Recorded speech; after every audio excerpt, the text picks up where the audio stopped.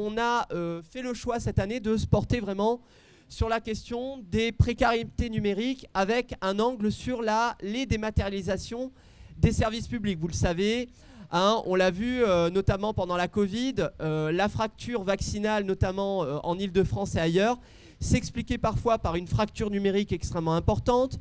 On a au total en France, d'après les différents rapports qui ont été faits sur le sujet, entre 13 et 14 millions de personnes en France qui se retrouvent en situation d'exclusion totale ou partielle du numérique. Or aujourd'hui, on est dans une phase depuis plusieurs dizaines d'années d'une dématérialisation à marche forcée des services publics. Et donc, vous savez que ça a un certain nombre de conséquences. Alors, on a l'immense honneur cette année de recevoir un panel extrêmement riche que je vais vous présenter rapidement et qu'on remercie au niveau du livret numérique d'avoir accepté de se joindre à nous. Alors, on va commencer par Zélia Lacerda. Bonjour. Est-ce que tu peux... Ah ben oui. Je te donne un micro et vous le passerez. Bonjour. Bonjour Zélia. Alors Zélia, femme exceptionnelle, responsable d'un service social dans un hôpital à la PHP de Paris.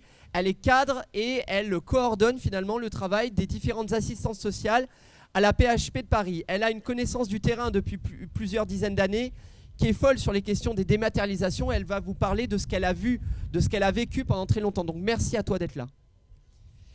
On passe ensuite à Pierre Mazet.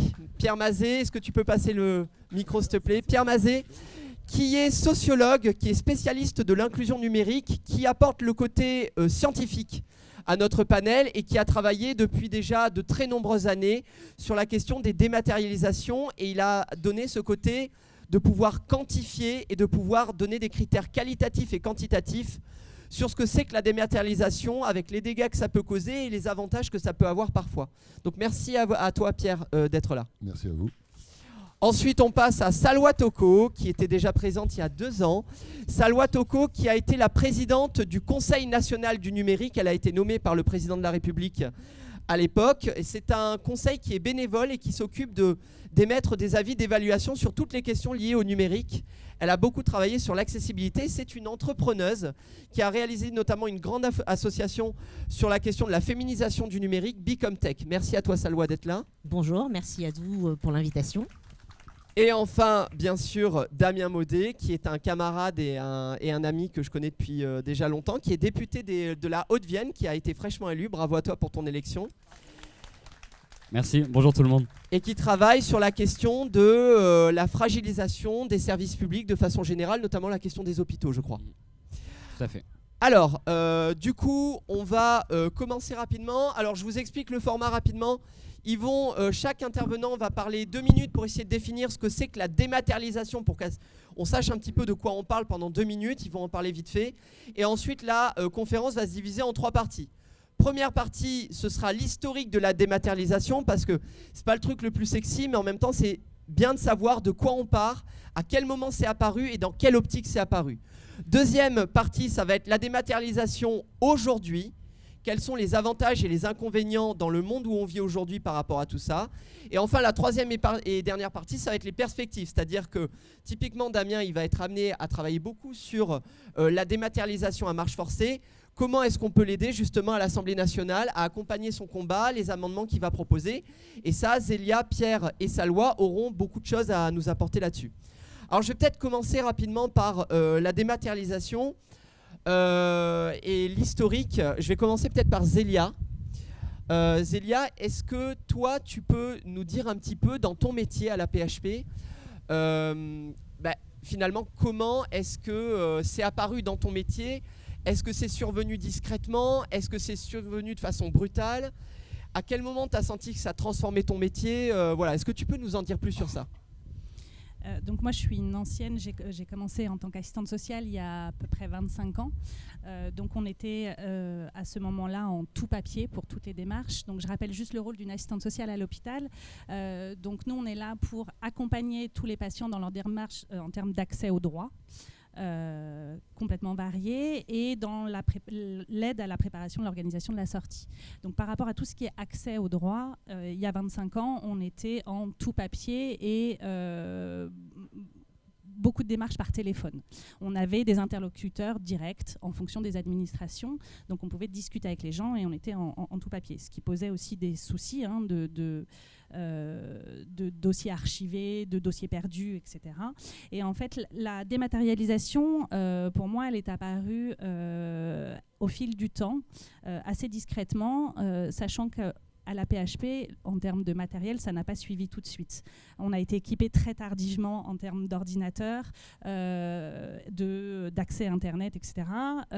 Donc en fait, je dirais que les difficultés sont apparues vraiment pour nous il y a une petite dizaine d'années, où aujourd'hui, quasiment toutes les démarches sont en tout numérique, avec beaucoup de difficultés déjà pour nos patients, nos usagers, et des difficultés pour les professionnels qui n'ont pas été formés et, encore une fois, pour lesquels le matériel n'a pas suivi. Et le matériel et aussi les accès Internet, il faut savoir qu'à la PHP, un jour sur deux, à peu près, on a des pannes de réseau et on n'a pas accès à Internet. Donc en fait, aujourd'hui, on est vraiment en grande souffrance.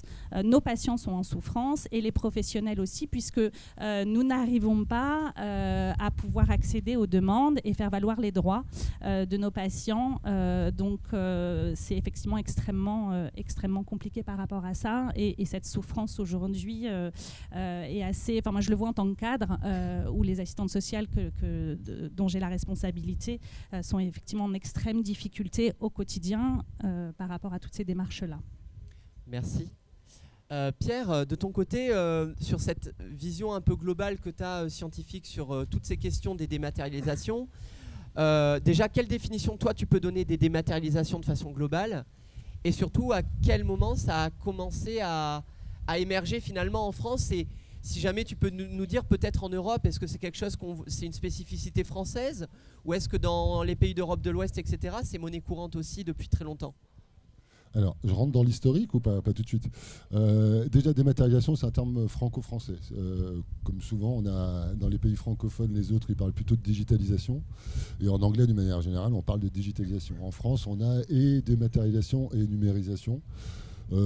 Sans qu'on sache bien, qui renvoient à des processus techniques qui sont un peu difficiles à distinguer les uns des autres. Néanmoins, quand on parle de processus de dématérialisation, ça renvoie au fait de numériser, d'avoir sur un format électronique l'ensemble d'un processus de traitement administratif ou dans une entreprise privée.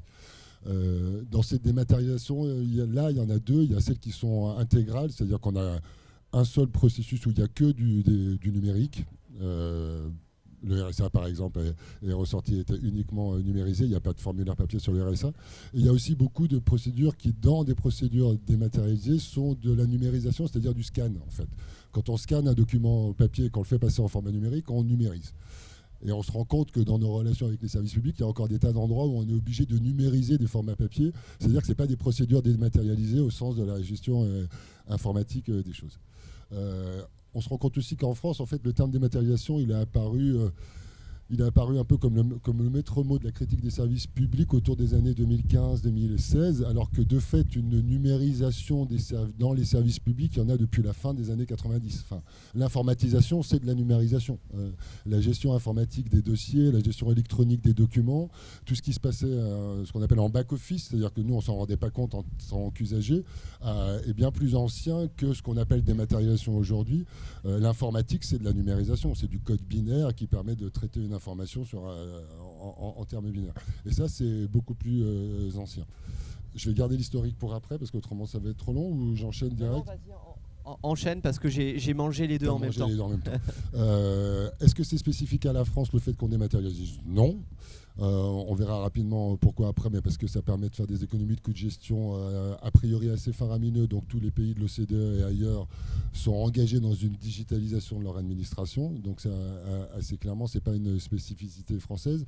La spécificité française, c'est plutôt notre système administratif qui est extrêmement complexe, divers et variés, siloté et autres, et qui fait que quand on entreprend une démarche de numérisation, c'est éventuellement un petit peu plus complexe.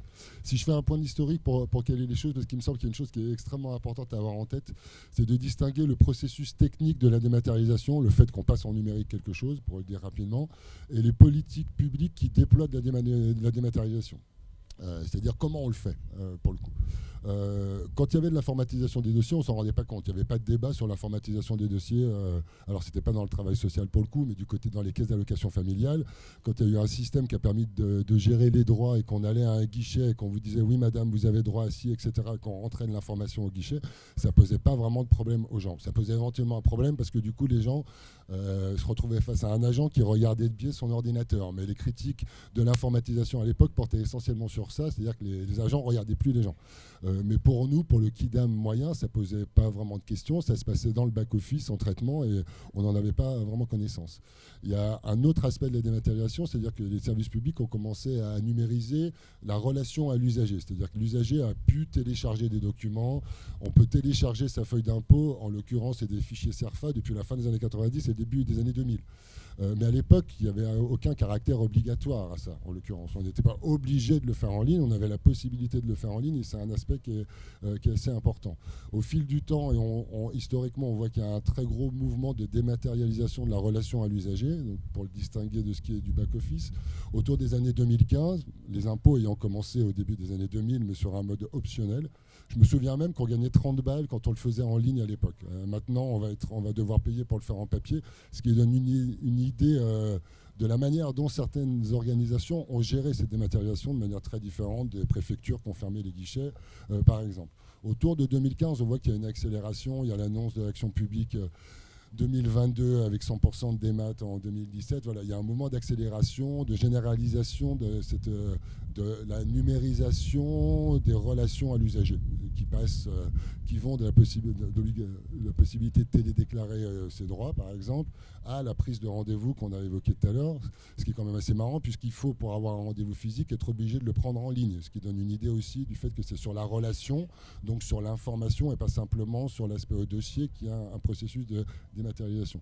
Un point qui est très important et qui permet vraiment d'avoir en tête la différence entre le processus technique et les politiques administratives, c'est qu'incidemment, c'est devenu obligatoire. Dans les années 2015 et avant, le choix était laissé a priori aux usagers d'utiliser tel ou tel canal de communication avec leurs administrations. Pendant quelques années, il y a eu des débats sur ce qu'on appelait le multicanal, qui faisait qu'on avait la possibilité de choisir, a priori selon ses préférences et la complexité de son cas, ou d'avoir du papier, ou de téléphoner aux administrations, ou d'utiliser Internet, etc. De manière assez brusque et assez brutale, ce qui fait qu'il y a eu une réaction très forte à ça en France, c'est devenu obligatoire. C'est devenu obligatoire avec des tas d'implicites, c'est-à-dire que dans la relation administrative électronique, on a l'obligation non seulement de le faire, mais d'avoir un certain nombre d'équipements pour le faire. C'est-à-dire qu'on est obligé d'avoir un compte, le fait d'avoir un compte oblige à avoir de l'équipement, une connexion, un mail, savoir utiliser ces mails, etc. Donc on a toute une chaîne d'implications d'usages numériques qui sont devenus obligatoires sans vraiment le dire. Il y a des pays, et je m'en arrêterai là, le Danemark a posé ça dans la loi. On passe dans un système administratif électronique. Mais il a équipé ça, il a donné des adresses mail publiques à l'ensemble de ses ressortissants, et il a fléché ceux qui avaient des besoins et qui avaient la possibilité de choisir s'ils voulaient être en tout numérique ou pas, avec des possibilités d'avoir une formation derrière. C'est posé dans la loi, des moyens sont posés. En France, ça a été une obligation de fait qui n'a jamais été questionnée, sinon par le défenseur des droits et les associations et puis aussi le travail social. Et ça s'est fait de manière beaucoup plus insidieuse, ce qui a beaucoup participé à une forme d'invisibilisation de la thématique de l'infraction numérique, mais on y reviendra après. Ouais, on va repasser sur la deuxième partie. Merci à toi, Pierre. Merci beaucoup. Alors effectivement, tu parlais du Danemark, notamment il y a le ministre Peterson qui avait beaucoup travaillé dans les années 2000 sur la question d'indexer des budgets, de donner des moyens aussi au développement d'une politique de dématérialisation qui est sélective en fonction des personnes qui veulent et c'est pas une obligation. Donc c'est tout à fait. Merci à toi de rappeler ça. Salwa, toi au CNUM, vous avez beaucoup parlé des dématérialisations, mais plus sous l'angle de l'accessibilité finalement. Vous avez publié un rapport en février 2020, un peu juste avant la Covid, sur cette question-là, plutôt sur le rapport au handicap, etc. Est-ce que, alors on va rester sur une perspective historique, on reviendra sur la deuxième partie plus tard, mais au niveau historique, au niveau des travaux que vous avez fait au CNUM, qu'est-ce que vous avez appris de la relation entre le handicap, l'accessibilité et la dématérialisation finalement des services publics ? Vaste programme. Alors, je ne vais pas vous refaire toute l'historique du CNUM, mais en gros, donc, le Conseil national du numérique que j'ai eu l'honneur de présider, c'est un comité en fait consultatif de membres bénévoles et volontaires, issus à la fois du monde de l'entrepreneuriat, de l'académie, de la vie civile. Et qui fait des recommandations sur tous les sujets qui ont trait finalement au numérique dans la vie en fait du pays, soit d'un point de vue économique, d'un point de vue social, éducation, etc. Mais ce qu'il faut comprendre par rapport aux travaux en fait de ce conseil, c'est que la question en tous les cas de la précarité, de l'inclusion numérique a toujours été quand même un cheval de bataille tout au long des différentes mandatures. Et c'est un conseil qui est assez neuf, qui a à peine 10 ans, donc en plus c'est pas c'est pas la CNIL, on n'est pas mais il a toujours été question de cette question en fait de l'inclusion numérique dans son sens très large, qui amène forcément à réfléchir à toute la question effectivement du processus de dématérialisation de l'administration, qu'on appelait nous digitalisation de l'État. Alors on a fait quelques travaux effectivement, dont un sur lequel on a été beaucoup interrogé, qui est sur la question de l'accessibilité, parce qu'on s'est rendu compte que travailler sur la question de l'accessibilité pour les personnes porteuses de handicap nous permettait aussi d'aborder l'axe en fait de l'accessibilité pour tout à chacun. Et que travailler en fait sur la question de l'accessibilité des sites administratifs ou des applications des institutions permettait de les rendre beaucoup plus fluides, beaucoup plus compréhensibles, beaucoup plus maniables et malléables par n'importe qui, porteuse ou non de handicap, quel que soit le handicap. Donc on a présenté ce rapport en février 2020, si mes souvenirs sont bons. Malheureusement, crise sanitaire, donc les recommandations sont restées un petit peu dans l'eau. Mais malgré tout, la direction interministérielle du numérique, donc il y a au sein en fait de l'État ce qu'on appelle la DINUM, donc direction interministérielle numérique, qui est censée chapeauter l'ensemble des démarches à la fois techniques, design, etc., des sites en fait de l'État et des administrations, a quand même retenu quelques-unes de nos recommandations. Alors, on est loin, bien sûr, d'être arrivé à du 100% accessibilité. Je crois qu'on est à peine à 2%, il me semble, des sites administratifs ou de l'État qui sont accessibles aux personnes porteuses de handicap, par exemple. Bon, c'est très peu, ça veut dire quasiment rien du tout. Mais ça veut dire donc du coup que il peut être ardu effectivement d'avoir cette relation en fait à l'État en tant que citoyen au travers de tous les outils de tous les outils.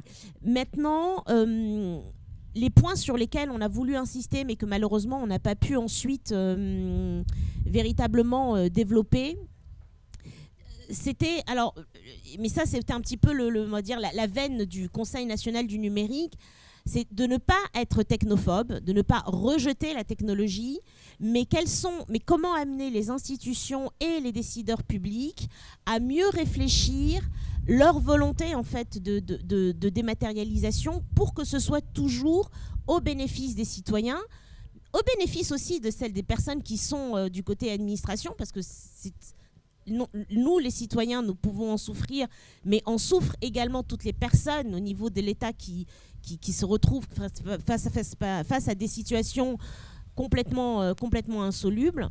Donc c'était de mieux réfléchir toute cette démarche et donc de vraiment appuyer leur réflexion autour de ce qu'on appelle l'expérience utilisateur et le design en fait de ces différents sites. On verra aussi les éléments de solution un peu plus tard. Voilà, donc ça a fait partie des réflexions en fait qu'on a voulu porter, tout en mettant en alerte la question, et comme l'a dit déjà Pierre, cette question en fait d'être équipé. c'est que moi, la première question qui m'est venue à l'esprit quand on a commencé à beaucoup parler de cette question de dématérialisation au sein du CNUM, c'était de poser la question, mais à tous les membres. Alors bien sûr, les membres du CNUM étaient loin d'être les personnes les plus exclues du numérique qui soient, mais de leur demander de faire un peu un sondage autour d'eux pour leur dire, mais quelles sont autour de vous les personnes qui soit n'ont pas l'équipement, soit n'ont pas envie de s'équiper, et qui du coup vont se retrouver confrontés à une situation où, vu que j'ai pas l'équipement, je ne peux pas avoir accès en fait aux institutions, je ne peux pas avoir accès à mes droits parce que je ne suis pas équipée. Et rien pour moi dans notre République, dans notre démocratie française, fait qu'on oblige en fait le citoyen à acheter un équipement pour avoir sa relation avec l'État.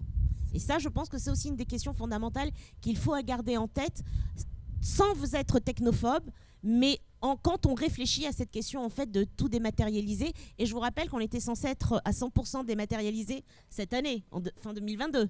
100%, on en est loin. Merci à toi Salwa. Alors, très rapidement, du coup, Damien, toi, c'est toujours sur la question historique, mais du coup, toi, tu vas élargir un petit peu le débat. De ce que tu as étudié sur la fragilisation du service public, ce que tu as vu, toi, on est sur les gens que tu as questionnés, sur les soignants, etc. On est sur une fragilisation, je vais dire de façon globale, de l'accueil finalement des administrés et des patients depuis combien d'années ?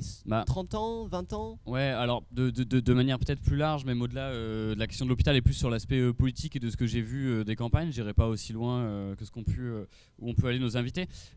Moi, je pense qu'aujourd'hui, on sort toutes et tous de campagnes législatives diverses et variées. Pour ceux qui viennent de milieux urbains comme ruraux, quand même, ce qu'on a pu observer, c'est vrai que la question du numérique est un sujet qui revient souvent, notamment sur la dématérialisation et le fait que chez moi, je sais pas si vous êtes déjà allé en Limousin, si vous n'avez pas eu la chance, c'est l'occasion de prendre vos billets pour l'année prochaine et pour l'été prochain, mais qu'on aille en quartier populaire à la Bâtide vers Limoges ou Beaubreuil, ou qu'on aille à Châteauneuf, dans les zones plus rurales, on peut se retrouver avec deux types de publics, que ce soit des jeunes ou des plus âgés, qui se retrouvent face à la dématérialisation et qui se retrouvent même en difficulté, avec un sentiment d'être éloigné de l'État. Donc moi aujourd'hui, j'avoue que je viens avec ce que je t'ai dit, avec davantage de questions sans doute que de réponses, un peu comme vous, savoir ce sur quoi on peut avancer, parce que je dois reconnaître que quand on me parle du numérique, moi ma crainte dans le fond, mais c'est ce dont on va parler, c'est la peur d'une société à deux vitesses finalement. D'avoir une société de ceux qui savent utiliser le numérique et qui ne sont pas toujours par ailleurs les jeunes. Moi j'ai grandi en Corrèze, on nous a tous offert un ordinateur portable quand on était en 5e. Je vous garantis qu'aujourd'hui je galère bien comme il faut. Il y en a beaucoup des miens qui ne savent pas forcément utiliser comme il faut les outils. Et donc il y a ce sentiment-là de ceux qui ne sauraient pas utiliser et de ceux qui savent. Il y avait la défenseur des droits d'ailleurs qui expliquait dans un de ses rapports sur les services publics et le numérique qu'aujourd'hui 80% des demandes qu'elle reçoit sont liées au rapport entre les gens et les services publics, et souvent sur la question du numérique et le fait qu'avec le numérique ils n'arrivent pas forcément à avoir accès à leurs droits. Et un des points aussi, parce qu'on disait qu'il n'y avait pas tous les publics, il y avait les travaux notamment du chercheur breton Benoît Valory qui expliquait que plus on était précaire, plus on était confronté à la dématérialisation. C'est-à-dire que par exemple, aujourd'hui, si on n'a pas besoin de la CAF, on n'a pas besoin du RSA, on va pas utiliser ces outils-là. Aujourd'hui, quand on a les revenus suffisants, les quelques fois où on va être face au numérique, ça va être pour les impôts, c'est ce que tu expliquais tout à l'heure Pierre, ou ça va être pour faire par exemple sa carte grise du véhicule. Or, quand on a besoin des services publics, de toute façon c'est ceux qui peuvent être dans le besoin, qui auront le plus besoin évidemment des services publics, d'aller faire ces démarches sur la CAF, etc. Si la dématérialisation n'est pas optimale, s'il n'y a pas de formation, et même moi j'irai plus loin, enfin, moi je suis plutôt pour qu'il y ait des agents, s'il n'y a pas tout ça, aujourd'hui c'est des gens qui peuvent se retrouver confrontés à des difficultés pour avoir accès à leurs droits. Donc en fait, voilà, j'ai avec davantage de questions sur le fait d'une part, est-ce qu'il faut aller vers une dématérialisation complète, sans guichet, etc. Je sais que c'est pas forcément ta position Alexandre, évidemment, mais aussi comment on forme les gens, comment on fait pour que le numérique ce soit pas un système où les précaires sont en difficulté face au numérique, mais qu'en plus ceux qui forment les précaires pour le numérique sont eux-mêmes des précaires et souvent des bénévoles. Donc voilà, c'est toutes mes interrogations, et après je vais surtout vous laisser parler et sans doute prendre beaucoup de notes. Merci à toi Damien, merci beaucoup. Alors effectivement, on va parler de la professionnalisation de la médiation numérique juste après. On va passer à cette deuxième partie, c'est-à-dire voilà, la dématérialisation est ce qu'elle est aujourd'hui, c'est-à-dire qu'on essaye de se diriger depuis 2007 vers une toute dématérialisation du service public à marche forcée avec tous les dégâts que ça a. J'en viens vers toi, Zélia, du coup, sur ton travail à la PHP. Quels sont finalement les différents types de difficultés que tu rencontres en tant que travailleuse du social? Moi, par exemple, je suis bénévole dans une grosse association d'aide alimentaire que je ne peux pas nommer dans ma position actuelle, mais j'ai développé depuis 4 ans maintenant une grande salle d'aide à l'accès aux droits numériques à Porte de la Villette à Paris. Et moi, je suis obligé d'ouvrir ma salle d'aide informatique de 23h à 2h du matin. Vous allez me dire, mais t'es complètement débile, pourquoi est-ce que tu ouvres ta salle aussi tard? Parce qu'en fait, moi, j'accueille des personnes sans papier. Et en fait, à un moment donné, la préfecture de police de Paris et la préfecture de Seine-Saint-Denis n'ont ouvert leur demande de titre de séjour que sur Internet. Et comme le site est codé avec le... Enfin, il est mal codé, quoi, voilà. Et il est totalement surchargé pendant la journée et on est obligé de se connecter entre 23h et 2h pour avoir accès au bousin. Et il y a, en tout cas à mon sens strictement personnel, une volonté politique de coder ces sites internet de façon mal pour que les personnes n'aient pas accès aux demandes de titre de séjour. Et un jour, je vous le raconte en toute déconstruction, j'ai eu un membre du gouvernement qui a voulu venir à visiter cette salle que j'ai construite avec d'autres bénévoles comme moi à ce moment-là. Et j'ai refusé que cette personne vienne, je me suis pris un blâme pour ça. Mais je vous dis très, très clairement pourquoi. Pas parce que c'était un membre du gouvernement Macron. C'est que 2 jours avant, cette personne a dit à une tribune que heureusement qu'on avait mon association en question et tel autre asso parce qu'on économisait plusieurs centaines de millions d'euros chaque année sur le budget de l'État. Parce que forcément, il y a des abrutis comme moi qui donnent de leur temps de façon bénévole, j'en suis très fier. Mais moi, j'ai pas envie de recevoir chez moi, dans ma salle que j'ai construite, des gens qui profitent du bénévolat. Donc Zélia, est-ce que tu peux nous parler un petit peu de tout ça et de ton travail social sur ces questions-là et aussi du côté aussi, pas que des usagers, mais du côté des travailleurs et travailleuses, de la souffrance que vous avez sur tout ça? Moi déjà je voulais juste revenir sur un paradoxe par rapport au service public, c'est qu'effectivement on a un objectif de dématérialisation, 100% dématérialisation, mais dans les grands principes du service public, c'est aussi l'accueil inconditionnel. Et en fait voilà, et cet accueil inconditionnel aujourd'hui n'existe plus, et notamment tout à l'heure, pour juste revenir sur la question sur l'émergence des difficultés qu'on a rencontrées au moment de la crise Covid à l'hôpital, nous étions le seul service public ouvert. Donc on a eu énormément de gens qui se sont présentés à nous pour les aider à faire leur démarche, puisque de toute façon ils ne pouvaient plus aller nulle part. Donc on a eu beaucoup plus de demandes à ce moment-là, et on était dans l'incapacité d'y répondre.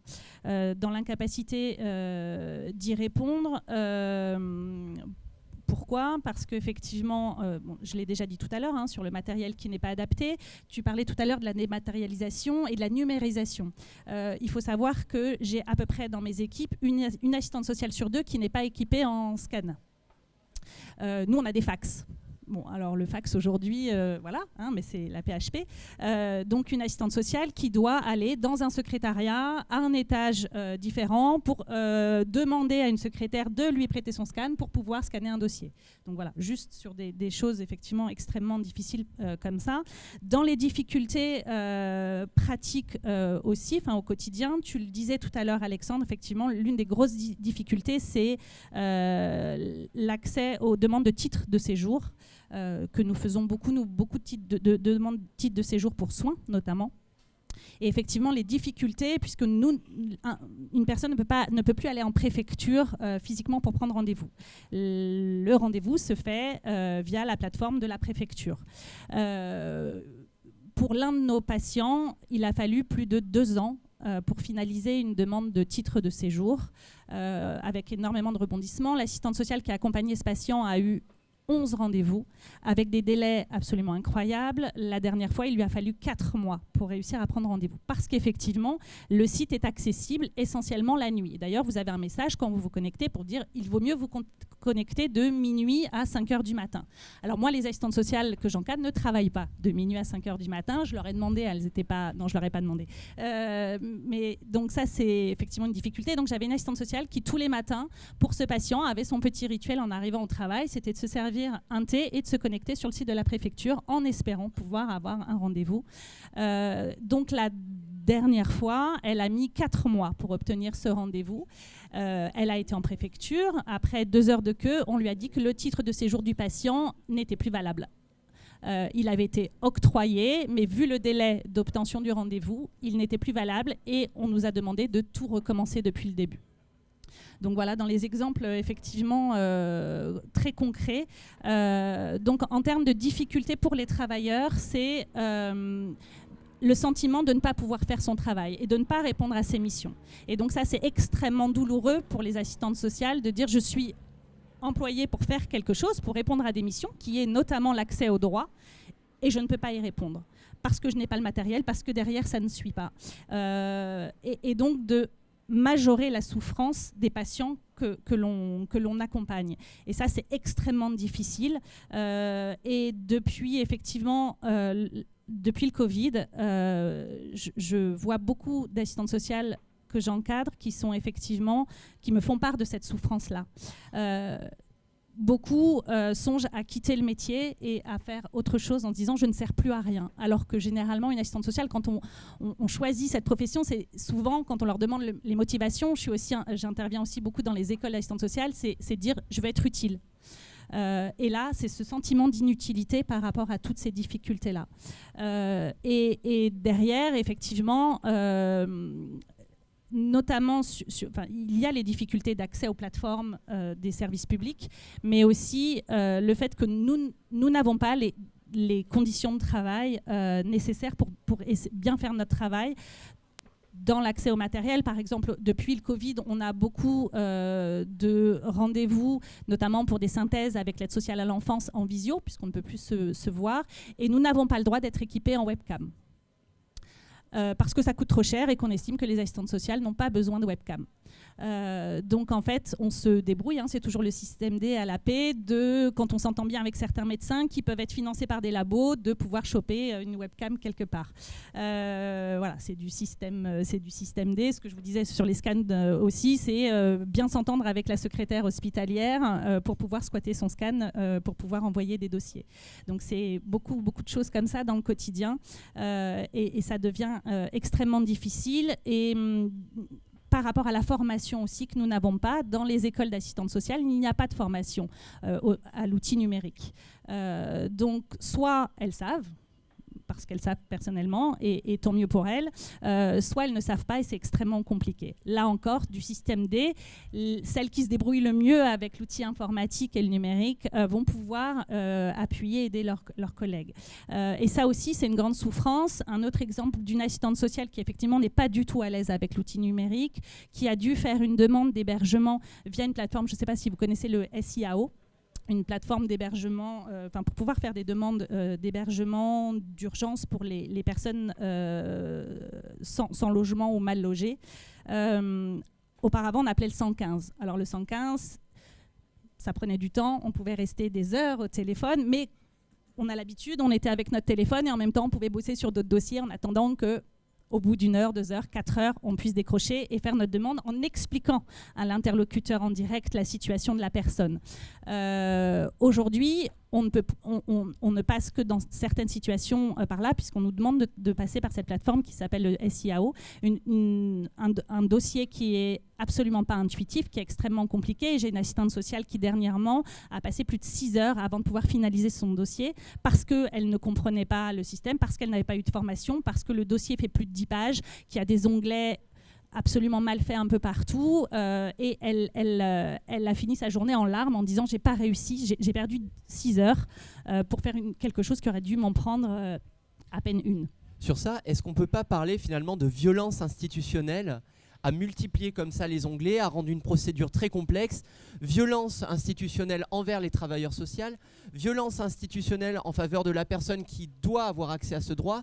Est-ce qu'on ne peut pas parler d'une certaine manière d'une forme de volonté politique, d'éloigner les gens de leurs droits et d'exercer une violence sans le vouloir ou le voulant sur les travailleurs? Alors c'est effectivement la question qu'on se pose, puisque de plus en plus, quand je fais des évaluations annuelles des assistantes sociales, elles me parlent de cette violence institutionnelle.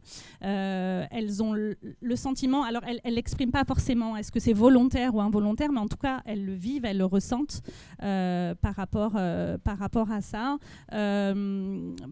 Parce qu'effectivement, on s'aperçoit que depuis la numérisation, la tout-numérisation et dématérialisation, le non-recours au droit a vraiment augmenté. Les gens abandonnent, se disent c'est trop compliqué, j'y arriverai pas. Et donc les assistantes sociales se mettent cette charge sur les épaules en se disant je dois y arriver parce que mon boulot, c'est de pouvoir permettre à toute personne de pouvoir accéder à ses droits. Et donc elles se mettent une pression énorme par rapport à ça. Et face à nous, on a un mur. Et parce qu'effectivement, nous ne pouvons plus avoir d'interlocuteurs privilégiés pour accompagner nos patients, et parce que effectivement notre institution, quand on se dit que dans un hôpital il n'y a pas le Wi-Fi, que Internet n'est pas disponible tous les jours, qu'on doit parfois aller sur nos téléphones perso en 4G pour essayer d'avoir une réponse ou faire des choses, ça n'est absolument pas normal. Et ça, c'est effectivement extrêmement compliqué. Et effectivement, une autre situation aujourd'hui, par rapport à la sécurité sociale, quand on veut savoir si un patient a des droits parce qu'il vient de se retrouver à l'hôpital et on veut savoir s'il a bien une prise en charge, ou alors est-ce qu'il va falloir qu'on fasse des choses par rapport à ça, nous n'avons pas d'accès, là pour le coup, numérique pour pouvoir avoir ces informations pour le patient. Donc on doit téléphoner. Sauf alors que tu es à la PHP. Je suis à la PHP. Et quand nous appelons, la réponse... Première réponse, c'est « Vous n'êtes pas professionnel de santé, donc nous ne pouvons pas vous donner d'informations ». Les assistantes sociales, les travailleurs sociaux à la PHP ne sont pas considérés comme des professionnels de santé. Seuls les médecins, les infirmières pourraient avoir ces réponses, sauf qu'une infirmière a autre chose à faire que appeler pour savoir si un patient a des droits, etc. Parce qu'il y a effectivement une ligne de professionnels dédiés, mais auxquels nous n'avons pas accès. Donc la deuxième chose qu'on nous dit quand on téléphone, c'est est-ce que je peux parler au patient? Alors quand le patient est dans le coma, ce qui m'est déjà arrivé, c'est un petit peu compliqué. La réponse que j'ai, c'est c'est embêtant, quand est-ce qu'il va plus être dans le coma pour pouvoir avoir validé son identité et pouvoir avoir la réponse. Donc effectivement, c'est extrêmement difficile, et ça c'est quelque chose qu'on demande, nous, c'est sûr qu'on puisse avoir un Amélie, puisque c'est le nom de la plateforme pour la sécurité sociale, dédié aux professionnels du social pour pouvoir accéder notamment à ce type de réponse. Merci beaucoup Zélia, merci beaucoup pour ton témoignage. C'est d'autant plus inquiétant que nous on le voit au livret numérique, on a du coup des travailleurs sociaux qui n'ont pas accès aux données de santé des patients, mais on a dans la sous-traitance informatique à l'hôpital des entreprises privées qui ont, elles, accès de façon fortuite ou non à des données de santé de part de la sous-traitance en fait, informatique à la PHP. Donc c'est d'autant plus absurde comme situation. Pierre, toi de ton côté, voilà, maintenant les dématérialisations sont là.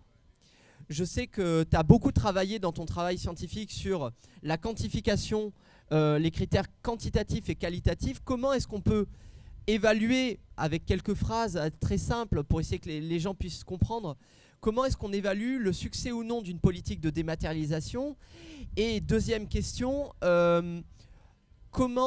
quels sont les avantages et les inconvénients qu'on voit aujourd'hui à la situation où on est? Parce que je suppose qu'il n'y a pas que des inconvénients, il doit y avoir aussi quelques petits avantages dans cette situation-là. Où est-ce qu'on en est du bilan que toi tu fais de ton observation de terrain sur ces questions? Compliqué comme question. je vais rebondir d'abord sur un peu ce que j'ai entendu parce qu'il me semble qu'il y a des trucs importants à mettre en exergue. Après, je reviens là-dessus. Avant de bosser sur la dématérialisation, j'ai bossé sur le non-recours au droit à l'Observatoire du non-recours au droit à Grenoble, qui n'est pas très loin, pendant 15 ans.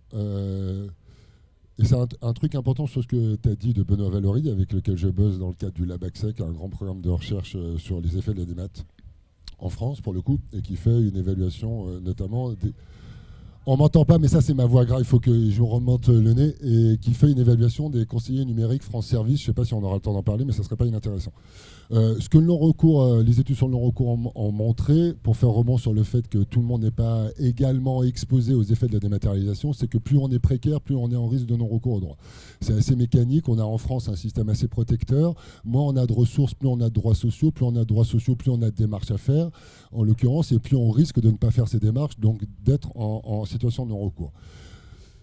Là où on peut dire qu'il y a une rupture d'égalité devant le service public, ce que le défenseur des droits dit depuis à peu près 10 ans maintenant, ou par des avis qu'il rendait déjà dès le début des années 2010, ou par des rapports qu'il rend, et quelle que soit la personne du défenseur des droits, là où on peut dire qu'il y a une rupture d'égalité dans le service public, c'est que le fait de rendre obligatoire, en l'occurrence, la connectivité pour accéder à ces droits, a fait passer dans les conditions d'éligibilité, c'est-à-dire le fait qu'on peut demander les droits, le fait d'être connecté. Or, ça n'y figure absolument pas. En droit, et la voix des défenseurs des droits n'est manifestement pas suffisante, donc c'est bien qu'il y a le Conseil d'État qui parfois rende des avis, mais à strictement parler d'un point de vue juridique, et les juristes ne savent pas me répondre là-dessus, et pourtant les associations ont déposé des référés à des tas de moments, il n'est pas marqué dans les conditions d'éligibilité que vous devez être connecté pour faire une demande de RSA.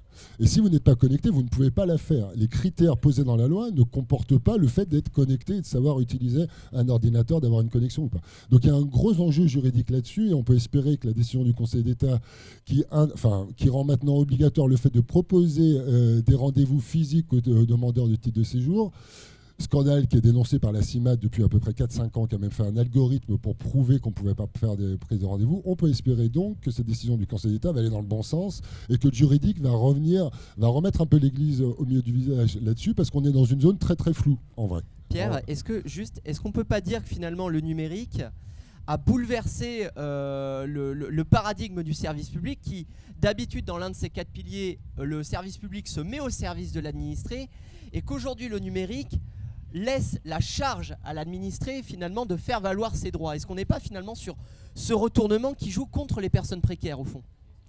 Alors, du coup, il faudrait... Alors, un truc globalement sur les questions numériques, il faut essayer d'éviter la pensée magique. La pensée magique, c'est de prêter au numérique des diagnostics ou des symptômes qui seraient propres au numérique. Les problèmes de relation au droit, ils existaient avant la numérisation, la dématérialisation et le reste. Les problèmes non-recours existaient. Ce que très clairement, et je finis sur mon truc juste pour ça parce que ça fait rebond sur ce que tu disais, là où il y a très clairement eu, on ne sait jamais si c'est volontaire ou pas, c'est toujours la question, est-ce que c'est fait exprès ou pas. Vous n'avez jamais un responsable d'administration qui va vous dire, oui, effectivement, j'ai invisibilisé les files d'attente des demandeurs de titre de séjour parce que ça foutait le bordel dans ma préfecture, et que comme ça on sait qu'ils demanderont moins. Bon, le non-recours fait partie et est intégré dans la gestion publique sur des seuils plus ou moins importants comme étant, en l'occurrence, de l'économie sur les budgets publics. Mais il n'y a jamais un responsable qui vous dira, bien sûr, on rend l'accès aux droits compliqué pour que les gens demandent moins et du coup qu'on économise de l'argent public. Toutes les études montrent que plus vous rendez l'accès aux droits complexes, moins les gens demandent. C'est assez mécanique. Et il y a effectivement des pays, et notamment les pays anglo-saxons, qui ont une conception très méritocratique de l'accès final au droit, et je pourrais rebondir finalement là-dessus, et qui l'affichent très clairement. C'est-à-dire qu'on doit passer des épreuves pour finalement arriver à montrer patte blanche qu'on est un bon pauvre. En France, on ne va pas jusqu'à l'afficher parce qu'on n'est pas pragmatiste, mais de fait, beaucoup de choses sont organisées pour rendre très très compliqué les demandes de droit. Et là, on n'est pas sur une question numérique ou pas, on est sur ce qui fait les conditions d'éligibilité du droit. Et du coup, j'anticipe par rapport à tout à l'heure, l'une des solutions possibles, en l'occurrence, qui ferait que... l'une des simplifications, l'une des solutions à la problème d'obstacles dans l'accès au droit, ça serait d'abord de simplifier les droits, sans s'occuper pour le coup du numérique. Parce que c'est aussi la complexité des droits en amont, qui a été numérisée, qui fait que les gens ont beaucoup de mal à accéder à leurs droits. Si on revient juste à mon propos un peu initial, il y a donc une très inégale distribution sociale de l'exposition aux effets de la dématérialisation. Pour le dire autrement et de manière un peu plus complexe que ce que disait le collègue tout à l'heure, comme je vous disais par rapport au non-recours, plus on est en situation précaire, plus on a des démarches administratives à faire, et donc plus on doit les faire sur un mode, en l'occurrence, connecté. Or, toutes les enquêtes ont montré que moins on avait de ressources, plus on était précaire, moins on était connecté. Donc là, il y a quelque chose qui est un peu criminel, enfin socialement assez criminel, c'est que les populations qui sont le plus exposées aux effets de la démat sont celles qui ont le plus besoin de droits sociaux. Donc ça, c'est statistiquement montré, même si on a des personnes précaires au RSA qui maîtrisent les usages numériques. On n'est pas sur des individus. Statistiquement, plus vous êtes précaire, moins vous êtes connecté, et plus vous êtes précaire, plus vous avez besoin d'accéder à des droits sociaux. Et pour le coup, c'est là-dessus que le défenseur des droits a beaucoup insisté pendant longtemps. Pour revenir sur cette articulation entre le processus de dématérialisation et les politiques de dématérialisation, parce que je veux absolument décaler le processus technique lui-même de ce qu'on en fait dans des politiques. C'est-à-dire comment on les déploie, comment on les organise, est-ce qu'il y a du matériel, est-ce que les gens ont été formés, etc. Ça s'est fait de manière concomitante, et je pense que les collègues députés en milieu rural s'en sont rendus compte, et la crise des Gilets jaunes l'a montré, d'une fermeture des administrations.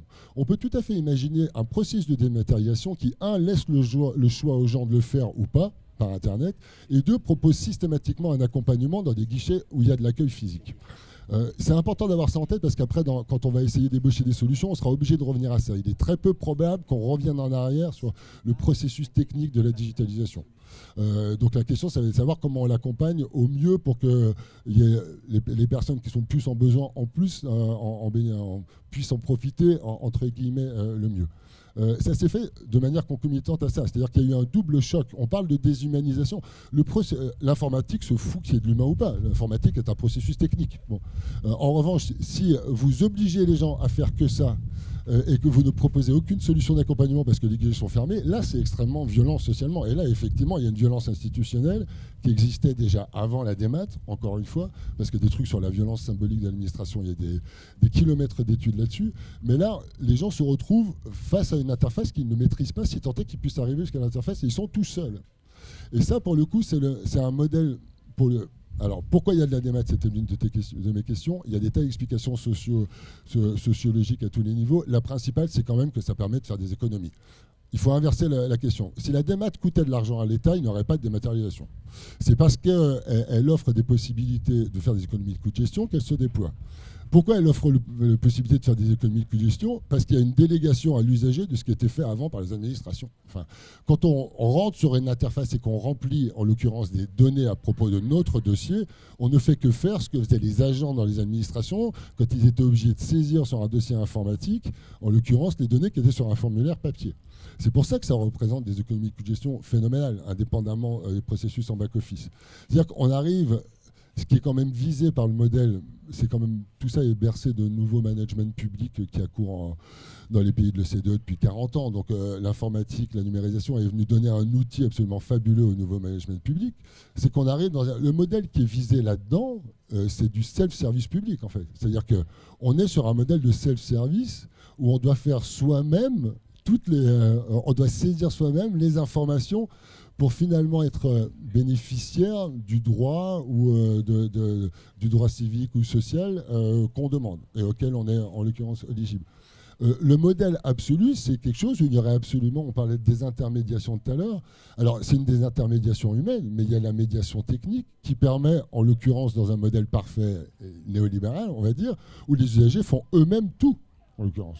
Où il n'y a plus besoin d'agents administratifs. Il n'y a même plus besoin d'institutions, en l'occurrence. On n'a plus besoin d'institutions physiques, des préfectures ou autres, puisque tout pourra être fait à distance à partir de n'importe quel matériel connecté. C'est important cette dimension-là. Les smartphones notamment sont venus ajouter ça.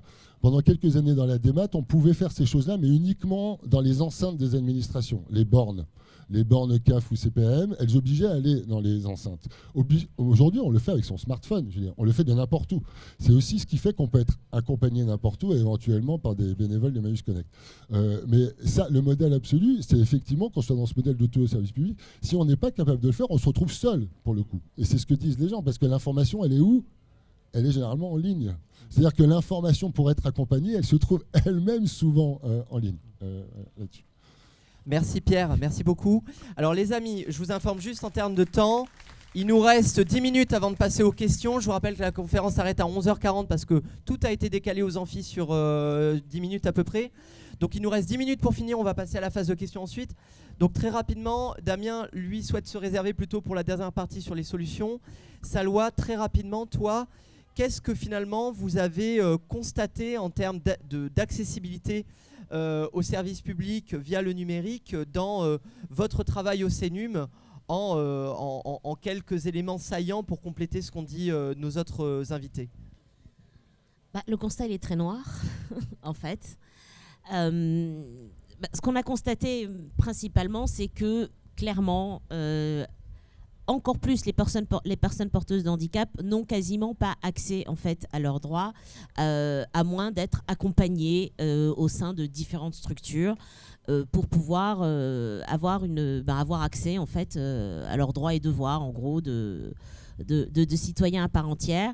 Et que c'est aussi ce qu'on constate de la part de personnes dites électroniques, c'est-à-dire qui sont en précarité numérique, en plus d'être en précarité, bien sûr, financière, sociale, etc. Électronique, qui est le mélange entre illettrisme et électronique. Ensuite, c'est que... même les structures en fait accompagnantes ne sont pas forcément à même de pouvoir faire en fait ce travail d'accompagnement. Et là, je parle pas de personnes dédiées travailleurs sociaux. Je parle de tout type de structures, associatives ou non, qui se proposent d'aider. Moi, j'ai pu voir, j'ai assisté, ne serait-ce que par exemple à la poste, voilà, où quelqu'un se dévoue pour aider quelques personnes. Ce qui pose de vrais problèmes en termes de confidentialité des informations, de sécurité, voilà, tout simplement, et puis de relations au final qu'on pourrait avoir avec une personne qu'on ne connaît absolument pas, dont ce n'est pas le métier. Ça ne fait pas partie forcément de sa feuille de route, entre guillemets, de travail au quotidien, d'avoir accès à certaines informations sensibles sur un des usagers de la poste ou autre. Donc ça peut poser ensuite, alors si on a de la chance de tomber sur quelqu'un d'honnête, très bien, mais sinon, voilà. Donc ça, c'est un des points qu'on avait, qui était ressorti.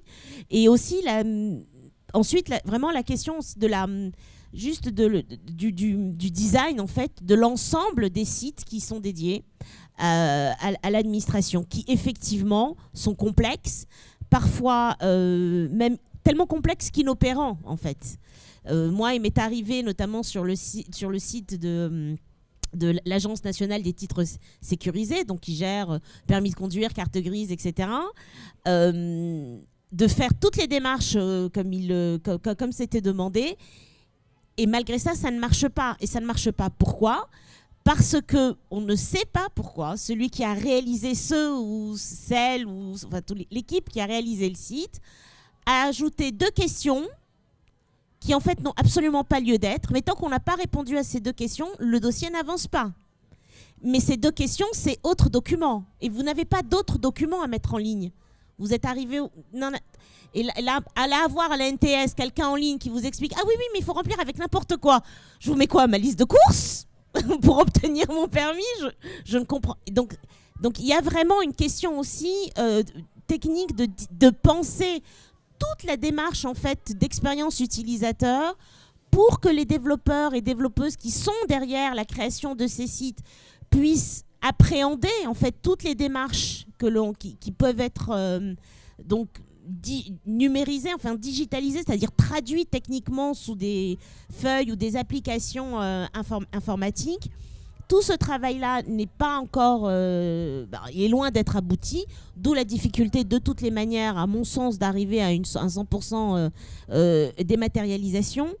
Mais le dernier point que je voulais faire ressortir avant qu'on commence à parler des solutions et qui pour moi, et pour quelques membres avec lesquels on avait travaillé sur le sujet, qui commence à devenir un vrai sujet d'interrogation, c'est quid de notre démocratie avec un public, des citoyens, des administrés, qui ne pourront plus avoir véritablement de relations saines avec leur administration. si je n'arrive plus à être en phase avec mon administration, quel que soit le sujet, pour des droits, pour des devoirs, mais quel est mon rapport avec l'État? Et donc, du coup, ma question de citoyen dans une démocratie, qu'est-ce que je deviens? Et donc, moi, je dis que quelque part, cette problématique-là peut faire flancher en fait nos démocraties. Et si je veux rebondir encore plus loin pour porter en fait à votre esprit là, vraiment jusqu'où éventuellement ça pourrait aller, quand on voit l'avènement et l'assise maintenant des démocraties libérales portées par des personnes comme Viktor Orban, Bolsonaro, Trump pour ne citer que, on peut se poser des questions de cette avancée comme ça, et je pense pas très conscientisée de la part de certains décideurs publics dans cette volonté de tout dématérialiser, de se poser la question en fait mais quel va être en fait le rapport de l'État à ses citoyens. Merci beaucoup, merci Salwa. Alors, très rapidement, on va passer aux solutions. Je vais essayer de vous demander de tenir 2-3 minutes maximum chacune, en posant quelques questions. Juste une petite remarque aussi. Moi, je vis en Seine-Saint-Denis. Pour vous montrer, pour rebondir sur ce que dit Salwa, ce que disait Pierre, etc. Vous avez un certain nombre, par exemple, d'antennes CAF en Seine-Saint-Denis, qui est l'un des départements les plus pauvres de France, où il y a des antennes CAF qui sont en train de fermer. À Pantin, par exemple, il y a une antenne CAF qui a fermé, etc. Ce qui fait que finalement, on fait reposer sur les antennes CAF qui restent le soin d'accueillir toutes les autres. Par exemple, chez moi, à Saint-Denis, il y a une antenne CAF qui est encore ouverte. Il y a des files d'attente dès 4 h du matin. Et il y a même des gens qui font la queue dès 4 h du matin pour être rémunérés, pour vendre le ticket, pour avoir accès au guichet physique à la fin. Donc il y a même une économie qui se fait autour des files d'attente pour revendre la place pour avoir accès à un guichet physique. Il y a des gens qui, de par leur statut de précarité, ne sont pas en possibilité de faire la queue de 6 h du matin jusqu'à 14 h, 15 h dans l'espoir de peut-être avoir accès au guichet physique. Et imaginez ça pendant la période de canicule du mois de juillet, parce que c'était dehors que ça se faisait. Pensez pas que c'était dans une salle climatisée. Zélia, du coup, en tant que travailleuse du social sur ces questions-là, d'après toi, quelles sont les pistes en 2 minutes, défi, hein, pour justement améliorer à la fois vos conditions de travail et en même temps l'accueil des bénéficiaires? Ça va être assez rapide.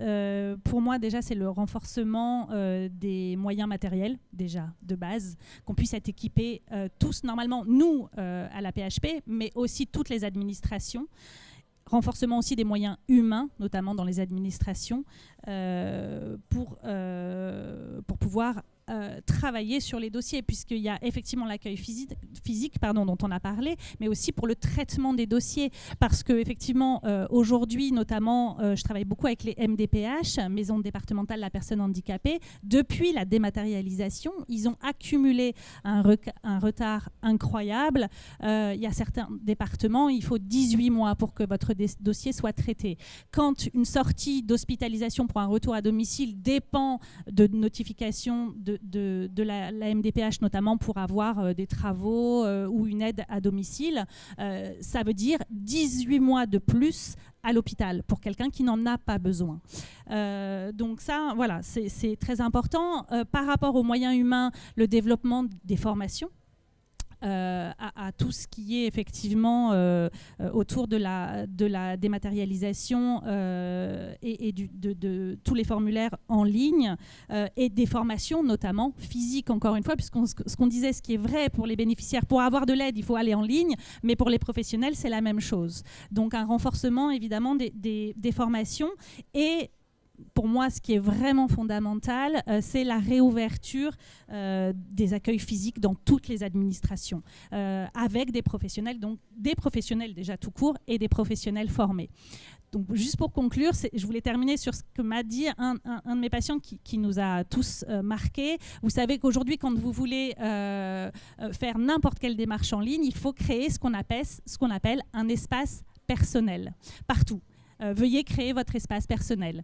Et j'ai un de mes patients qui m'a dit, moi j'en ai marre, je veux plus créer d'espace personnel, je veux qu'on crée des espaces collectifs. Je veux qu'on puisse me recevoir et je veux pouvoir moi expliquer mon problème. Donc voilà, donc je trouvais que pour terminer, c'était une belle citation. Merci beaucoup Zélia.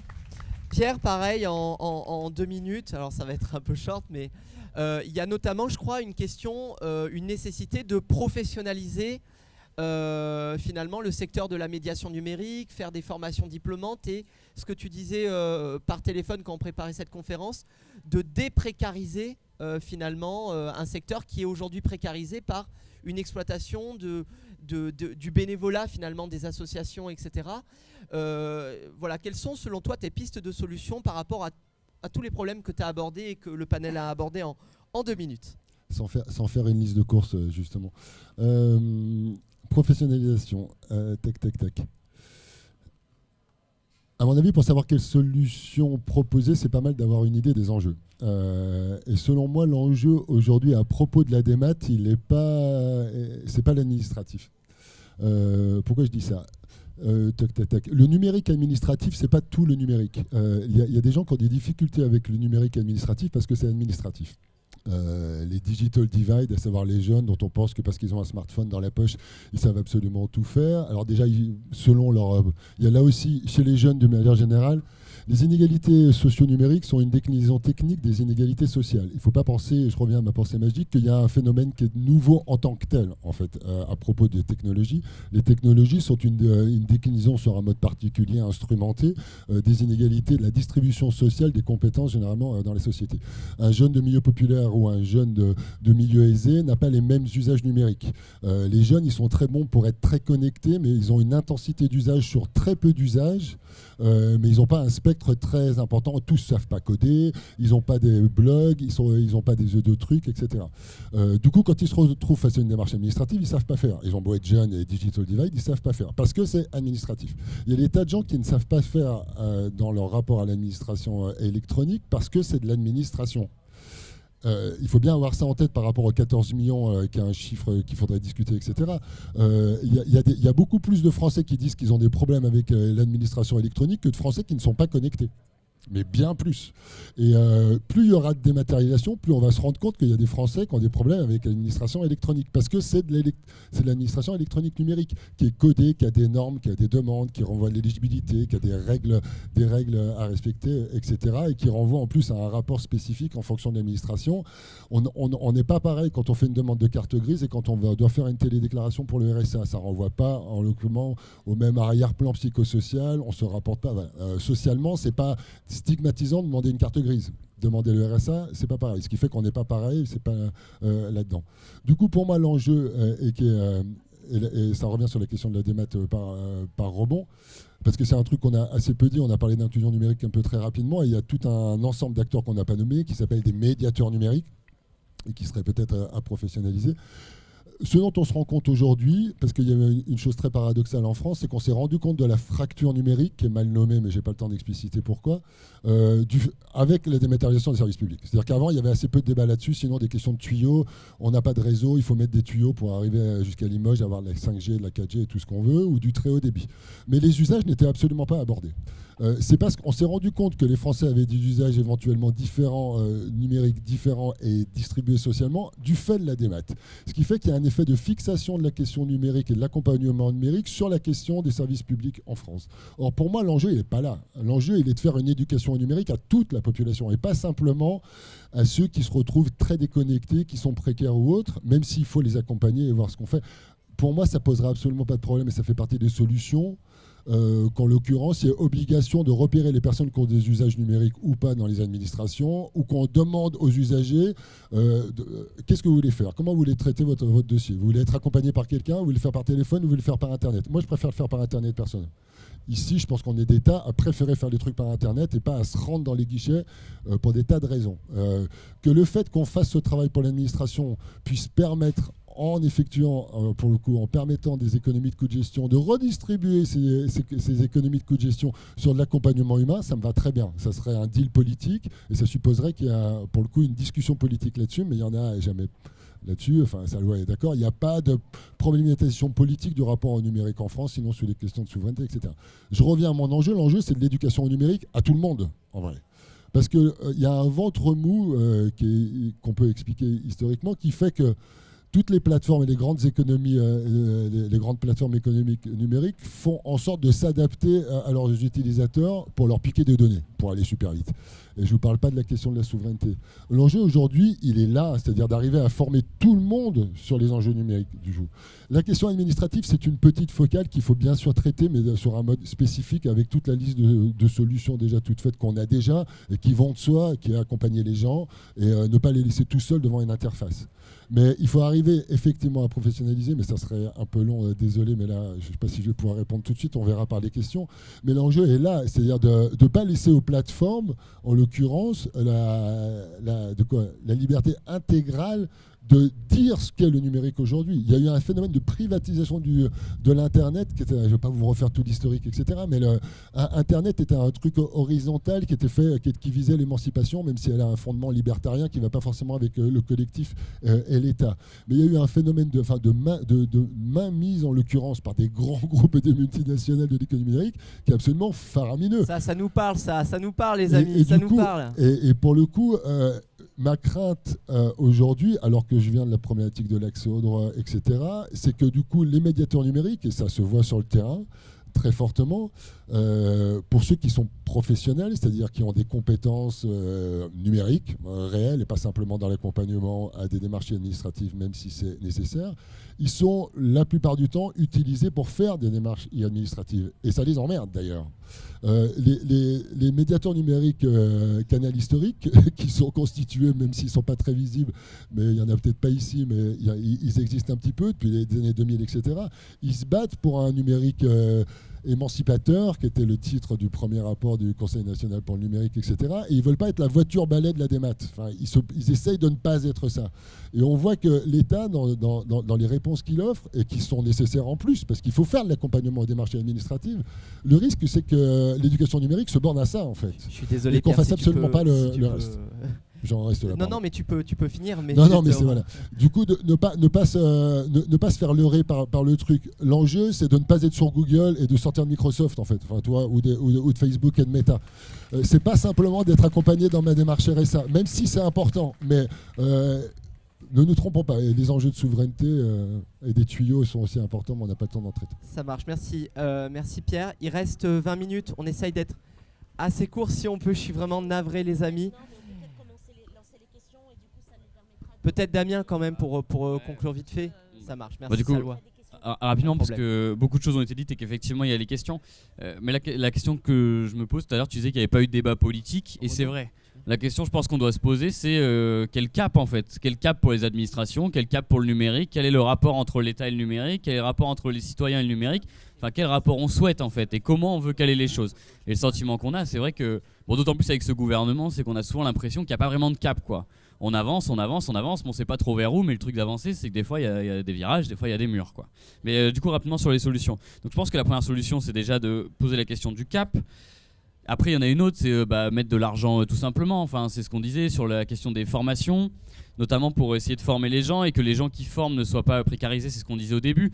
Mais après, je pose aussi une question d'ordre peut-être un peu plus philosophique, mais c'est dans un monde libéral parfait, c'est ce que tu disais tout à l'heure Pierre, où tout le monde serait formé, est-ce que c'est vraiment souhaitable? Moi je me pose la question, est-ce que c'est vraiment souhaitable que chacun fasse ça depuis chez lui? Est-ce qu'on ne doit pas plutôt se dire non, il faut qu'il y ait un minimum d'agences, il faut quand même qu'il y ait des agences, parce que au-delà du fait que si on a des difficultés, on peut aller les voir, il y a aussi la vie dans les quartiers, la vie dans les villages, la vie dans les communes qui est important. Et je pense qu'on doit se poser la question de à quel point aussi on doit remettre un peu de l'humain au centre, même si des fois, c'est le principe du service public, il n'est pas toujours là en cas d'urgence. Il est là, et je conclurai là-dessus, c'est parce que souvent on peut avoir l'occasion, alors qu'on pousse un peu au tout numérique, etc., à l'inverse, c'est vrai que un phénomène qu'on observe, et bon ça c'est plus large chez les très riches, c'est le tout humain. C'est d'avoir des écoles presque sans numérique, tout humain, des coachs pour enfants, etc. Et on doit, à mon avis, se poser la question de à quel point, même si on est tous formés, il nous faut des gens en fait. Et je pense que ça, le Covid l'a bien montré, les liens sociaux ont été un peu distendus. Donc à mon avis, il y a aussi cet enjeu numérique, mais aussi remettre un peu de monde. Et voilà, c'est moins des solutions que des questions philosophiques, mais on va voir avec les questions. Merci Damien. Alors, il nous reste 20 minutes. Je vous précise les règles pour la prise de parole. Je serai obligé de limiter votre temps de parole à 1 minute, s'il vous plaît. Ça peut paraître frustrant, mais allez à l'essentiel pour que tout le monde puisse poser des questions. Deuxième chose, on va essayer, les amis, s'il vous plaît, de faire des réponses très courtes, s'il vous plaît. Très courtes pour prendre le maximum de questions. Et au pire des cas, on se tient à votre disposition à la fin. Donc on va faire parité homme-femme, gauche-droite, arrière, devant, etc. Donc on va commencer par les femmes. On va commencer par madame à l'avant, ici. J'ai de la chance. Merci. Alors, moi, j'ai adoré ce que vous avez raconté. Moi, j'ai juste 2 problèmes. Le premier, il est en partie évoqué par madame, puisque je travaille dans cette grande institution aussi qu'est la PHP. Moi, je suis soignante. C'est la question du secret. Nous ne sommes pas formés correctement au numérique. Enfin, moi, je le suis, je m'en fous, je fais de la programmation, etc. Mais mes collègues ne sont pas du tout formés à la question du secret, et en particulier du secret numérique. On ne sait pas où atterrissent les données, on ne sait pas éventuellement à qui elles sont vendues. Et si je ne me gourre pas, il y a plein d'administrations en France, dont la PHP, qui font des contrats avec Microsoft. Or, du coup, Microsoft a le droit à l'accès aux données. Du coup, c'est l'État américain qui a accès à nos données de santé. Donc là, c'est une vraie question à se poser, la question du secret numérique, et de sortir des GAFAM, effectivement, qui est complètement posée. Et la deuxième, qui n'a pas du tout été évoquée, mais que je me permets de signaler, c'est que c'est bien d'engranger des données numériques. Le problème, c'est que pour faire ça, il faut avoir des data centers. Et là encore, on en vient à d'autres questions qui sont quand même prégnantes en matière d'écologie, puisque les data centers, j'ai plus les chiffres en tête, prennent de la place. Et donc, voilà, il y a aussi d'autres questions à se poser. Donc, je vous laisse y répondre. Merci beaucoup. Très bien. Je me permets exceptionnellement de répondre parce que je travaille beaucoup sur ces sujets-là. En 1 minute, pareil, je me chronomètre aussi. En gros, au livret numérique, on a beaucoup travaillé contre le Health Data Hub. C'est macroniste, c'est anglais. Hein. C'est un coffre-fort numérique qui devait renfermer vos données de santé. Le Health Data Hub, il a été confié après un marché public assez bizarre à Microsoft Azure, qui devait stocker les données des Français, des plus de 67 millions de Français. Nous avons attaqué avec différentes associations auprès du Conseil d'État et ailleurs le projet du Health Data Hub, qui finalement a fini par tomber et reculer. Mais il y a le problème derrière que l'ANSSI, l'Agence nationale de sécurité des systèmes informatiques, avait adoubé avec M. Poupard, qui était le directeur de l'ANSSI, le fait qu'on confiait à Microsoft les données de santé. Pourquoi ? Parce qu'il disait que de toute façon, Microsoft était le seul interlocuteur avec le bon dimensionnement pour accueillir nos données de santé, et que finalement des sociétés françaises comme OVH ne pouvaient pas. Et donc ça, c'est un défaitisme français, alors qu'on est capable de s'occuper des données de santé des Français. Donc il y a cette question-là, et puis la question bien sûr de l'écologie, on en parlait avec un camarade tout à l'heure. Le numérique aujourd'hui, alors c'est pas le secteur le plus énergivore parmi tous les secteurs, mais quand même, on est sur 4% des émissions de gaz à effet de serre. D'ici 5 à 10 ans maximum, on sera à 7% des émissions de gaz à effet de serre, avec une croissance de plus de 10% par an. Je crois que je viens de justifier de mon rôle d'animateur du livret numérique là. Et donc voilà, et donc il faut vraiment travailler sur la question de la sobriété du numérique, et notamment sur une rationalisation des data centers qu'on implémente avec un schéma directeur d'aménagement numérique des data centers sur le territoire. Voilà, désolé, je me suis permis de répondre à celle-là. Ensuite, question, on va prendre un homme sur la droite, on va prendre un homme plutôt sur l'arrière pour... Est-ce qu'il y a un homme? Non. Non. Bon, alors... Il y a un monsieur là-bas au fond, tout au fond, et après on fera le milieu. Voilà. À ma droite, 10 000 euros, 10 000 euros, monsieur, 20 000 adjugés, vendu. 1 minute, monsieur, bonjour. Merci, bonjour. Oui, c'était juste pour rebondir sur l'intentionnalité de la dématérialisation. Juste un exemple qui, je pense, démontrera qu'il n'y a pas que de la technique, il y a aussi de l'intention. Au ministère du Travail, il y avait un service dans chaque direction départementale du travail, du temps où ça s'appelait comme ça, qui s'appelait le service de la main-d'œuvre étrangère. C'est un service où les personnes étrangères qui voulaient avoir un titre de travail et partant un titre de séjour, ou des employeurs qui voulaient employer des personnes étrangères et donc leur faire acquérir un titre de travail, s'adressaient. Ils déposaient un dossier, le service demandait l'avis de l'inspecteur du travail compétent pour l'entreprise, bref, instruisait. Depuis la réforme de l'organisation territoriale de l'État qui date de l'année dernière dans sa mise en œuvre, cette procédure n'existe plus. Il n'y a aujourd'hui pour les personnes concernées, qu'ils soient travailleurs en situation irrégulière ou employeurs, une seule voie, c'est faire une demande par le numérique sur une plateforme interdépartementale qui est rattachée aux préfectures. C'est-à-dire qu'il y a l'éloignement géographique, l'éloignement du service compétent pour le faire, et in fine, il y a une coupure totale du contact. Évidemment, je ne détaille pas, mais imaginez que dans ce type de demande, il y avait plein de choses à expliquer, des choses à préciser. Maintenant, c'est terminé. Et donc, il y a de la réforme de l'État, et la réforme de l'État se double, à mon avis, d'une intention d'éloigner les demandeurs et donc d'attribuer moins d'autorisations. Merci à vous. Salwa, je te laisse répondre. Il n'y a pas vraiment de réponse, mais je voulais juste, pour rebondir sur cet énième exemple de dématérialisation, et comme le dit Pierre, la dématérialisation est un petit pan de cette, de cette relation au numérique que nous avons. Je crois qu'il y a quelque chose qu'il va falloir qu'on se mette tous en tête, mais vraiment, c'est que le numérique est politique. Ok ? Le numérique est devenu politique. Le numérique était peut-être ce qu'on appelait le numérique. Très technique, très purement informatique, ça ne l'est plus.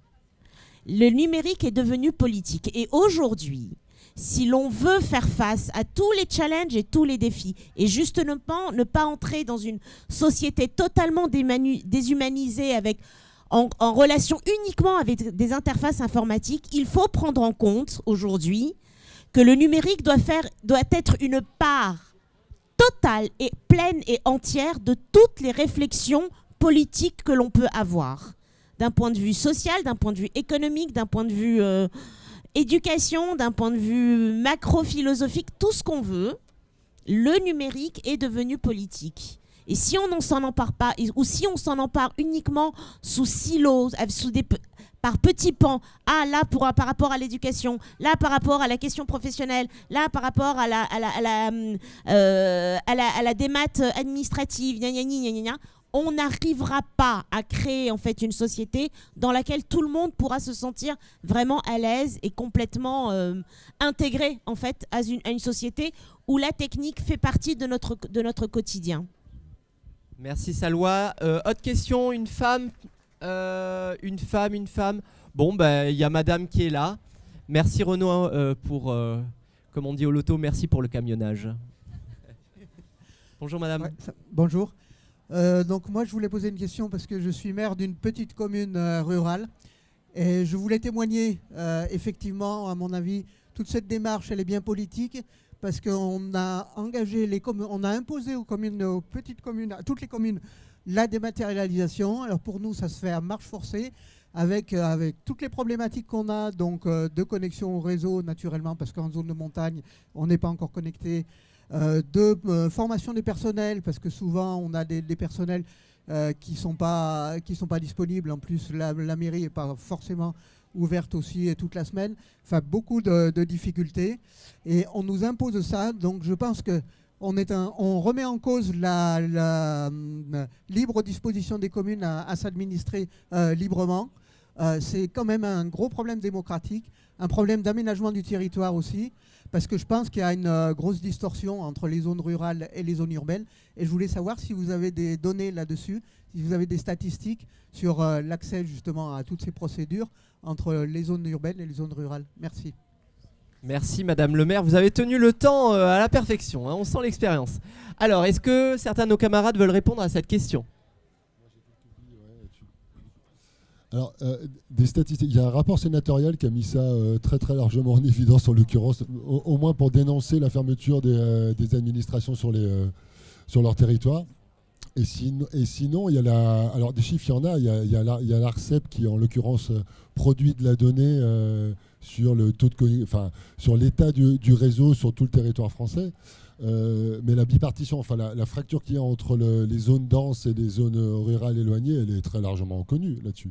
Effectivement, c'est ce que je disais tout à l'heure, il y a l'inégalité territoriale. Le numérique vient renforcer les inégalités territoriales là-dessus, d'une manière générale, Et aussi d'un point de vue économique, c'est une thématique à laquelle les maires et les responsables d'exécutifs territoriaux sont très sensibles parce que les entreprises maintenant et même les particuliers depuis le Covid de manière très forte parce qu'ils télétravaillent demandent à avoir du très haut débit. Et du coup, il y a une grosse sensibilité à la question de la fracture numérique.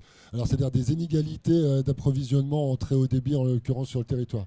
Mais on le retrouve aussi au niveau des usagers, pas simplement sur des questions de réseau, des tuyaux, mais sur des questions d'accès à de l'accompagnement. C'est beaucoup plus facile d'être accompagné en milieu dense qu'en milieu rural, même s'il y a des espaces France Service qui ont été ouverts ici et là, mais généralement les heures d'ouverture sont plus limitées, des personnes compétentes pour le faire sont plus limitées, et donc il y a là aussi de la recréation d'inégalités sociales, territoriales très fortes et très claires là-dessus. Quand on regarde une carte avec la possibilité d'être accompagné ou d'apprendre le numérique ou d'aller à un atelier numérique, même s'il y a des choses qui ont été faites, et là aussi il y a des inégalités entre les territoires ruraux, globalement, il n'y a pas photo sur cette répartition entre le milieu dense urbain et ruraux. Et ça vient aussi, encore effet de pensée magique, il y a la même chose sur les phénomènes de précarité et de pauvreté. Il y a eu un effet de surexposition de la précarité urbaine par les politiques de la ville-enfance extrêmement fort, en fait, comme s'il n'y avait pas de pauvreté en milieu rural. Et c'était l'une des difficultés quand on était précaire en milieu rural, outre le fait qu'il y a un effet de stigmatisation qui est beaucoup plus fort. Parce qu'on connaît tout le monde, ce qui fait que c'est extrêmement difficile de demander de l'aide quand c'est éventuellement sa cousine qui est secrétaire de mairie. Mais en plus, il y a beaucoup moins d'aide à disposition. Et ça, c'est des choses qu'on a vu apparaître assez tardivement, alors que les moyens sont beaucoup fléchés sur le milieu urbain, parce qu'il y a une densité des indicateurs. Mais de manière très diffuse, il y a aussi beaucoup de précarité au sens global en milieu rural. Merci, il nous reste 7 minutes, on a encore le temps de prendre 2-3 questions en répondant très vite. Donc d'abord un homme, puis une femme. Un homme, monsieur tout au fond là-bas, en bleu. La couleur des Républicains, pourquoi je dis ça? Il faut que j'arrête, il est temps de dormir. Oui, moi je réagis juste parce qu'en tant que cadre assistante sociale à la PHP, moi je suis assistant social en milieu rural. Et nous, on a un peu résisté par rapport à la mise en place du tout numérique. On a encore des dossiers papier. Et ça a fait écho à la collègue aide-soignante aussi qui a peur que la numérisation, en fait, ça crée des données revendables pour les GAFAM. Et nous, pour l'instant, on ne participe pas à ça, mais on essaie de me stigmatiser, on essaie de me faire passer pour quelqu'un de préhistorique. Mais dans l'idée, il n'y a pas que l'histoire des GAFAM, il y avait aussi la volonté de François Hollande qui avait fait une circulaire, en fait, pour que les préfectures puissent avoir accès aux dossiers des services sociaux.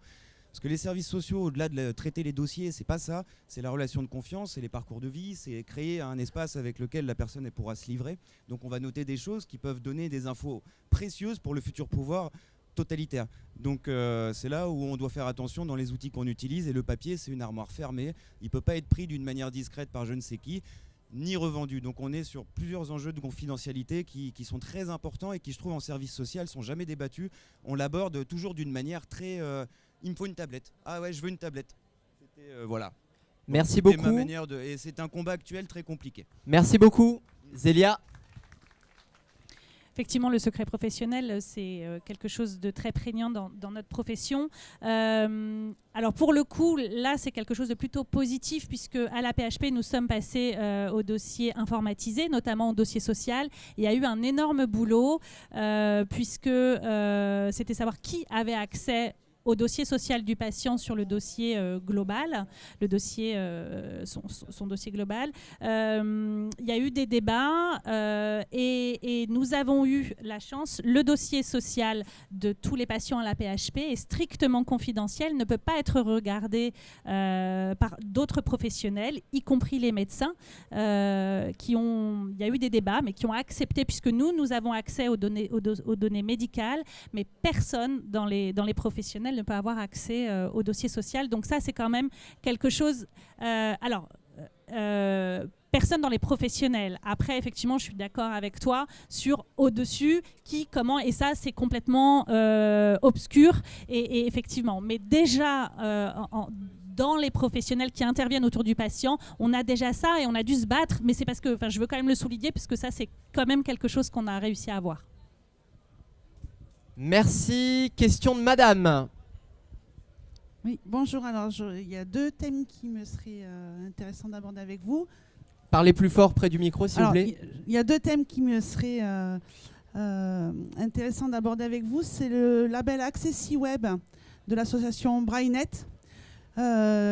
il y a quelques années, dans la boîte où je bosse, on avait formé quelqu'un chez eux justement pour tout ce qui est accessibilité des sites par rapport à l'expérience utilisateur, pour qu'ils puissent ensuite diffuser l'information auprès des développeurs.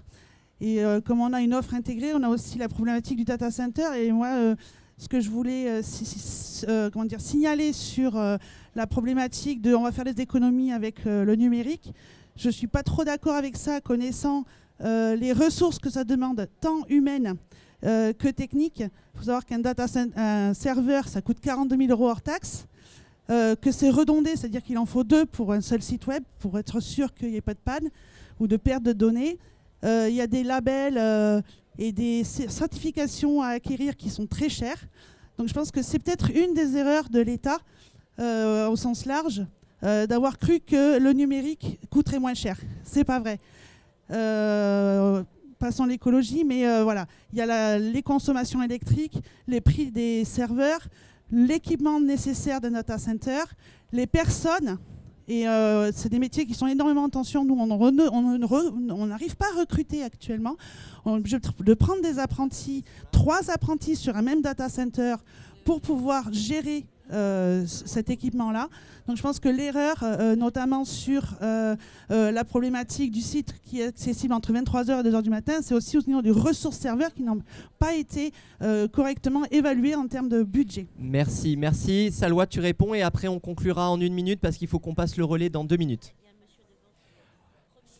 Ah bon, alors monsieur, posez votre question. Allez-y, comme ça on la traite en même temps, mais très vite, genre. Alors, je vais très vite. C'est pas une question en fait. J'aurais voulu avoir la réaction des intervenants. En fait, c'est une autre dimension des questions qui se posent autour du numérique, à savoir l'endroit où on essaie de créer par des situations la demande de numérique qui vont dans une direction de société. Je m'explique, qu'on ne veut pas. C'est-à-dire, il y a des exemples.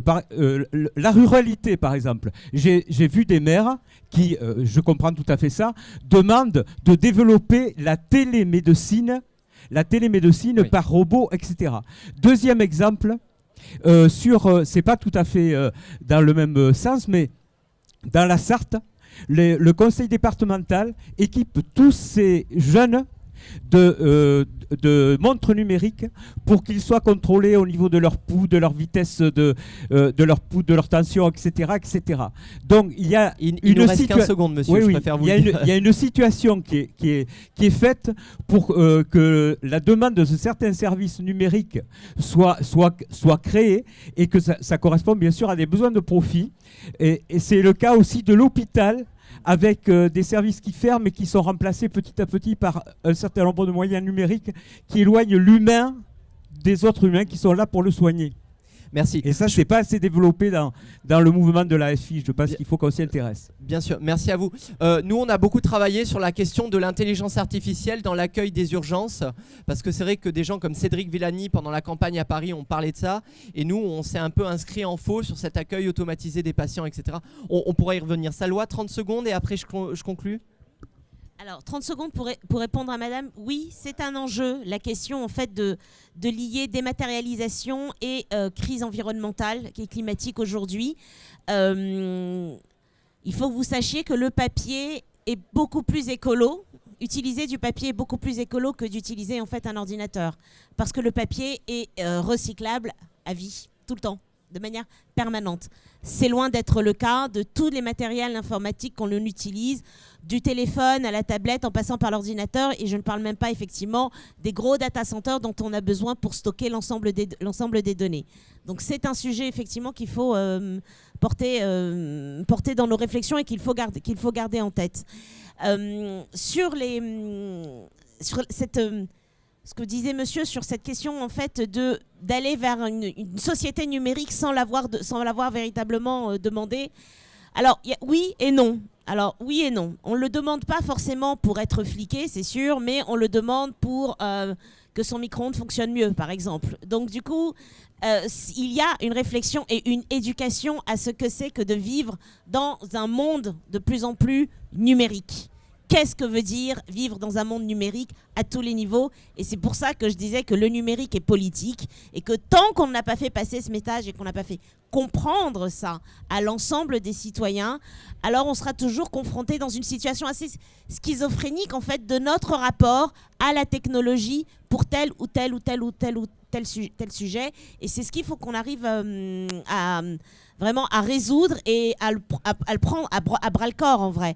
Et pour moi, ça commencerait déjà à l'école en fait, à l'école pour avoir de vrais citoyens futurs. Peut-être que pour notre génération, c'est complètement foutu, mais si on pouvait faire l'effort en tant que responsable adulte aujourd'hui de préparer l'avenir pour les futurs, ben, je trouve qu'on au moins on laisserait une trace un peu plus positive que ce qu'on a laissé jusqu'à présent. Merci Salwa. Damien, pour conclure, et après il faut vraiment qu'on quitte la salle. Très rapide, je vais être ce serait trop redondant, mais moi je suis assez d'accord avec le fait qu'il faut se poser ces questions-là, et aussi surtout je pense qu'il y a une tendance chez nos responsables politiques, souvent avec le numérique est devenu une espèce des fois de solution à tout, parce que à défaut de vouloir prendre un problème à bras le corps, moi je bosse beaucoup sur les déserts médicaux en ce moment, et ben à défaut de vouloir prendre à bras le corps le problème des déserts médicaux, on va vous dire bon, mais en fait, on va mettre des cabines de télémédecine partout. Moi, j'ai des pharmacies chez moi où il y a des cabines de télémédecine, où je suis assez dubitatif sur l'efficacité. Ça peut se discuter. Mais voilà, je pense qu'aussi, il y a ce point-là où il y a une espèce de solutionnisme à tout va. Là, on fait peser sur le numérique, en fait,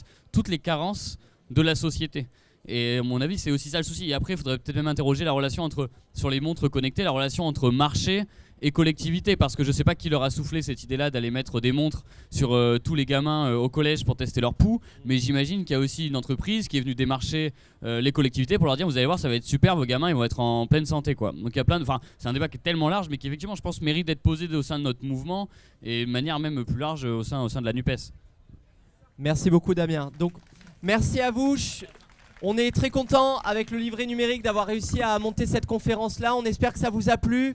Pour ceux qui sont intéressés pour nous poser des questions, on va aller un petit peu plus loin à côté de l'espace village pour faire une petite réunion d'information. Merci à vous d'avoir participé et à plus tard sur les amphis.